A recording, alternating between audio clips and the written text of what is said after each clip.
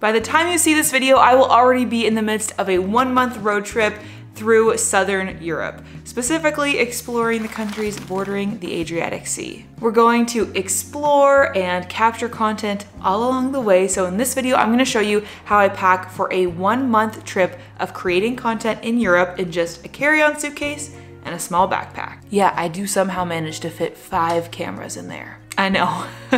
If you want to see where I am currently and get the day-to-day updates of where we're at on our trip, then make sure you follow me on Instagram because that's where I'm going to be posting in the moment. But if you want to wait and see the travel vlogs that I'm putting together, then make sure you subscribe to my vlog channel, Katie and Dan in a Van. All right, let's get into it. Here's the thing about any trip where you're planning to make videos or create content in general. You kind of need to balance 2 things. One is all of the gear that you need to bring, because obviously there's going to be different cameras and microphones and all that kind of thing. But then second, you also kind of need to pack a good variety of outfits, or at least that sort of matters to me. I don't want to look like I'm wearing the exact same thing in all my Instagram photos, for example. So I'm kind of trying to strike a difficult balance between making sure that I've got a good variety of outfits and a bunch of clothes, but also making sure I have room for all of the filmmaking gear that I need. So hopefully I can show you how I do that in this video. All right, welcome to the new setup. I felt like this would be the easiest way to show you everything that's in my bag, but it kind of makes me feel like a daytime TV talk show host learning a new recipe or something. Look, here's the thing. There is somebody, in fact, mowing the lawn directly across the street, but we're just gonna have to live with it because I leave on this trip in just a few days and the video needs to get filmed now. Okay, so I apologize if the audio is not great. So we're gonna start things off with my backpack, and then in a few minutes, we're gonna go and look at what's in my carry-on. So this is my backpack. This is the Peak Design Zip backpack. It is a 15-liter backpack, so it's kind of like, I would say, a small to medium-sized backpack. And it is stuffed to the brim with cameras. Okay, let's dive in. Let's start with what's on the outside. We'll get that out of the way and then it'll be easier to dive in. So I've got a water bottle. Obviously we take this empty to the airport. And then we've got my Peak Design travel tripod. So this is in its carrying case right now, but if we open this up, you can see it's the aluminum version, not the carbon fiber version. And yeah, it's just a really great, super compact travel tripod, and I love that it is so compact that it can fit in the water bottle compartment on this backpack. So part of why I got this backpack for travel and why I love it so much is that it has zippers like basically all around every side of the backpack, which means that you can access the different compartments inside, which are also totally customizable. So I've put in my own inserts so that I have essentially 2 levels inside this bag, but you can set it up however it works for you. So before we get into the stuff, just to give you a demonstration, if I zip here, I can open from this side. I'm starting to lose stuff because it's so full. Alternatively, I can zip this way and then access everything from the top. So it's pretty versatile that way. And of course, very importantly, there is a laptop pouch in the back here. My laptop's not in here right now because I'm using it to record audio on this mic in hopes of giving you guys decent audio quality at all. And like you've already seen, there's the 2 kind of like water bottle pouches on the side. All right, now that we've seen kind of a tour of the bag in general, let's dive into what I have in here. One last thing I should say before we get into the contents is the way that I've packed this right now is for the airport. This is for just flying there. Once we get there and we're going out day to day shooting content, I will not carry all of this stuff with me. Okay, so my top section is kind of like my quick access / accessories section, and then the bottom where there's like a little bit more padding, and because I don't need to get this stuff out on the plane, is full of most of my cameras. Okay, so let me give you a view of the inside. So if we open this up,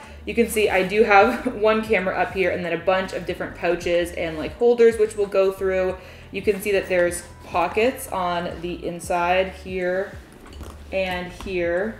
And then we've also got 1 pouch at the front here. Okay, so let's just get the first camera out of the way. So this is the Nikon FG. This is a film camera, and I actually got it from my grandma. So it was her camera in like the 80s and 90s, and she got it out of her attic and was like, does anybody want a film camera? And I was like, yes. So I've been experimenting with that lately. Along with that is a Ziploc bag full of film. So obviously this is unused film.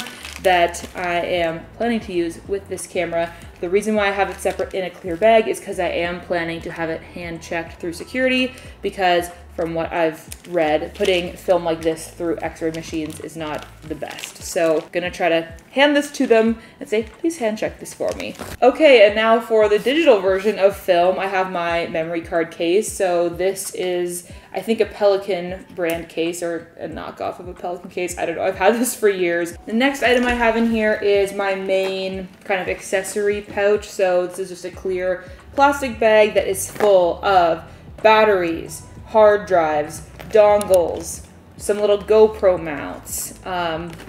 That's pretty much what's in there. And I just threw it all in here because it's a lot of small bits and pieces and it needs to be organized some way. So that's where I keep all that stuff. Going along with that one, I have a pouch that is specifically for cords. So inside this clear one, I have the actual like battery charger. The batteries are plugged into their respective charger.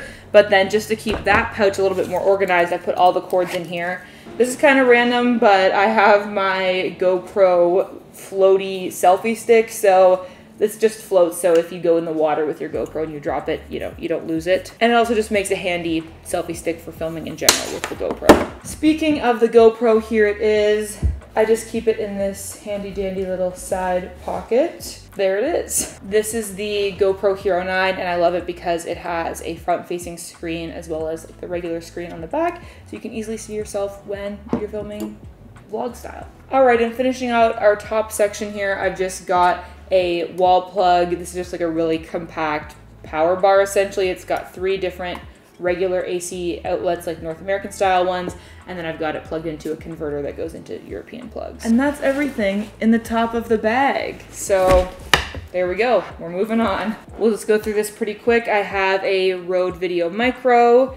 I have a Sony lens. This is the 18-105 f4 DJI drone controller. DJI drone, this is the Spark. I don't think they make this little guy anymore. I've had it since like 2018, but it's still rocking, and I would much rather fly a drone that I'm not super scared to lose. And finally, we've got the camera that obviously this lens is for, my Sony a6600. This is just a crop sensor Sony mirrorless camera, but I really love it. I've had it for a couple years now. I am just bringing the one lens for it. The 18-105 is pretty versatile, and I'm good with that. And this is a charging brick with a bunch of different plugs. So there's 2 USB-C and 2 USB.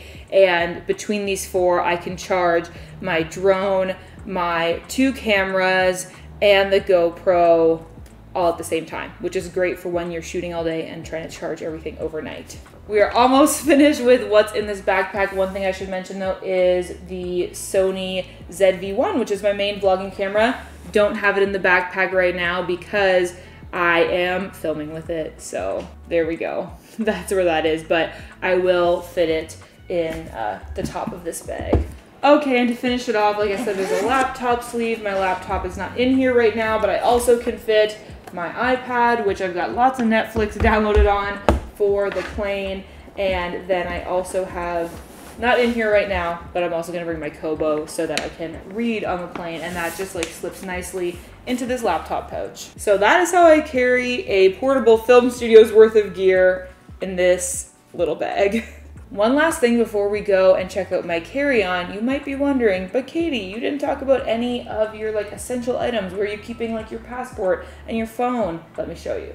I am gonna be sneaky, and I'm also gonna bring this bag, which is my Lululemon belt bag. The thing about this is I am gonna try to get away with having it as a second personal item by, you know, it's nice to have it here so I can access stuff when I'm running around the airport. When the time comes to actually board the plane and kind of walk past the people that are checking to make sure your bags don't look oversized and stuff, you just boop, and then I'll have a jacket on. How will they know? How will they know? And also, it'll just be great to have this with me while I'm traveling around. So what I have in here, hand sanitizer, extra mask, wallet, Gravol, which I'm hoping is gonna knock me out for this flight because I have a hard time sleeping on planes, but I want to. AirPods, and a little film canister of Tums and other stuff in case of tummy issues on the go.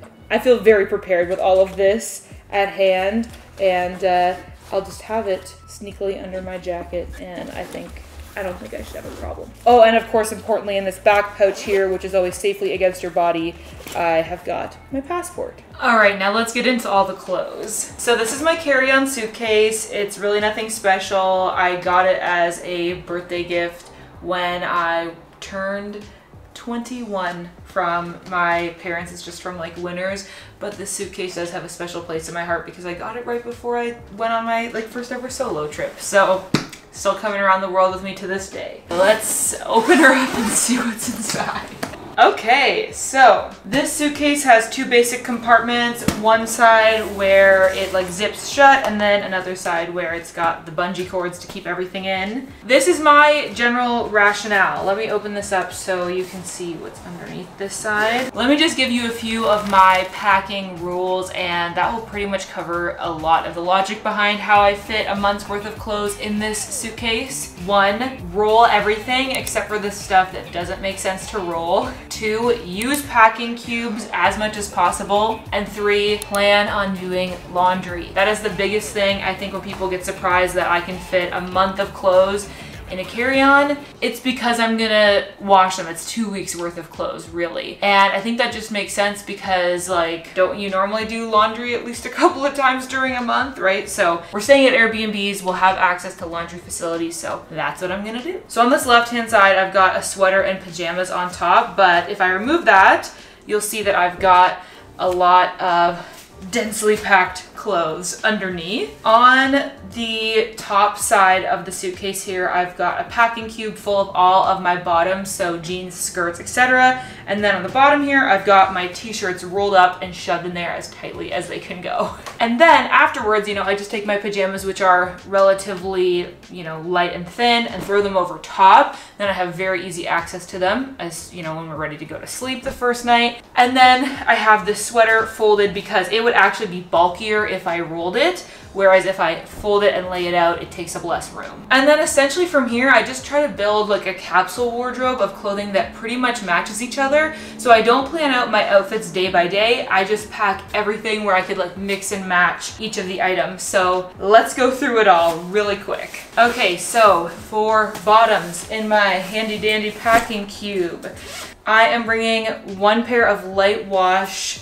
denim wide leg jeans, my orange kind of mom style corduroys, my favorite pair of like tan dress pants, this beige and black spotted skirt, my black linen overalls, and a pair of black bike shorts. I'm also bringing black leggings, but that is a part of my airport outfit, which I'll show you at the end. Having a strategic airport outfit is very important. Now moving into the t-shirts, I am bringing my Polaroid t-shirt, my flower t-shirt, just a plain white kind of like boxy style shirt, a cream shirt in the same style, my black sports bra / tank top, a white lacy tank top, and a tan oversized t-shirt. And that is everything on the left-hand side. So moving on to the right-hand side of my suitcase, you can see that I've got this kind of bag sitting on top. This is actually a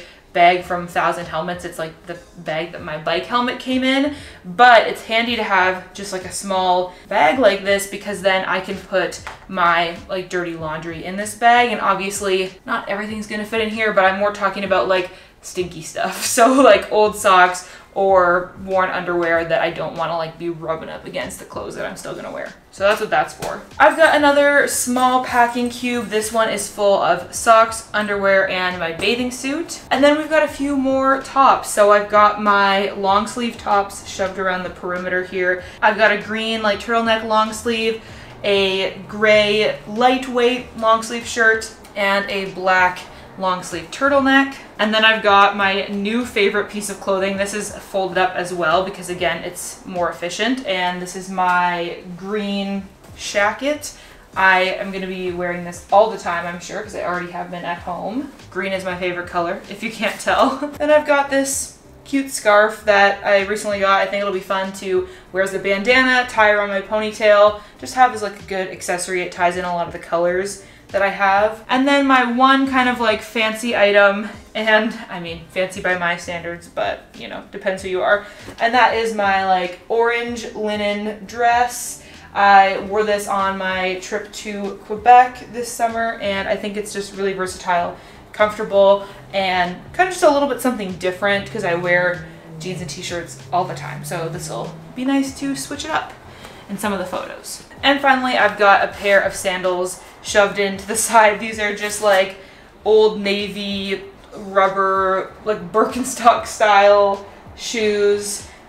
Just very like practical, comfy sandals to have. So at this point you might be thinking, okay Katie, that's great, you've obviously shoved a ton of clothes in here really efficiently, but like, aren't you missing a few things? And to that I say, you're right, let me explain. So one of my secret packing weapons is having a buddy. So I'm not going on this trip alone, I'm traveling with my partner Dan. He's also bringing a carry-on and a backpack, and because my backpack is shoved full of all of our camera gear, it leaves his backpack open for a couple of my items. To be honest, I think that it would be possible for me to fit this into my carry-on if I was just a little bit more minimal in the clothes that I'm packing. Like, I've brought, I think, like 10 different shirts. I wouldn't necessarily need to bring that many. I could probably pare it down to just like 2 long sleeves and like maybe 4 short sleeve shirts. And I could also probably bring less bottoms, but I've got a little bit of extra room in his backpack. So that's where I'm gonna put these things. First of all, I'm bringing another pair of shoes, my black high top Converse. These are just classics and they go with pretty much everything that I'm packing. So at the end of the day, I will have 3 pairs of shoes, my Converse, those sandals, and then the shoes that I'm wearing to the airport, which are my Doc Martens. Don't worry, I'm still gonna show you the airport outfit. Okay, and then I've got my toiletry bag, which is full of like everything that I'm gonna need. Just to give you a quick tour of the highlights, I've got my prescription and non-prescription sunglasses, a mini hairbrush, a shampoo bar, and a body wash bar, because if you're traveling carry-on, you don't want to bring a lot of liquids. So whatever you can bring in bar form, you're saving yourself in terms of liquids. Deodorant, my Diva cup, toothbrush and toothpaste. Here's a little hack, get these little Steri-Pods, not because I'm actually concerned about my toothbrush being sterile, but because it keeps the stray hairs out of your toothbrush. That is the worst when that happens, so. And then finally, just a very minimal makeup collection, just essentially one type of each product.